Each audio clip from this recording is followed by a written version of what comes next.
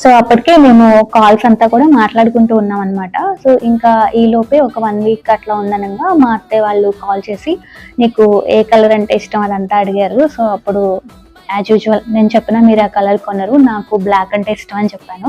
So అప్పుడు నాకు చెప్పారనమాట, "పెళ్ళైన మన ఇంటికి వచ్చేసిన తర్వాత నీకు మంచి బ్లాక్ శారీ కొనిస్తాను. ఇప్పుడైతే బ్లాక్ పట్టుకోవద్దు కదా, సో ఇంకేదైనా కలర్ తీసుకుంటాము" అని అంటే, నాకు ఏ కలర్ అయినా ఓకే అని చెప్పాను. సో ఇంకా మా వాళ్ళు కూడా తనకి ఏ కలర్ అయినా సెట్ అవుతుంది, ఏ కలర్ అయినా పర్వాలేదని చెప్పారు.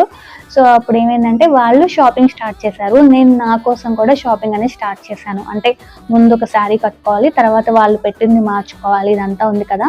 సో అలాగే మేము ఫంక్షన్ అనేది ఎక్కడ చేస్తాము ఏంటి అనేది కూడా మేము ఇంకా అప్పటికి ఫిక్స్ అవ్వలేదన్నమాట. బట్ షాపింగ్ అనేది నేను కూడా స్టార్ట్ చేశాను. ఒకరోజు అనుకోకుండా నేను, మా పెద్దమ్మ, ఇంకా మా వదిన వాళ్ళతో కలిసి చందన బ్రదర్స్కి వెళ్ళాను షాపింగ్ చేయడానికి. మా అత్తయ్య మావయ్య కూడా అక్కడికే వచ్చారనమాట షాపింగ్ చేయడానికి. సో తర్వాత ఏమైందంటే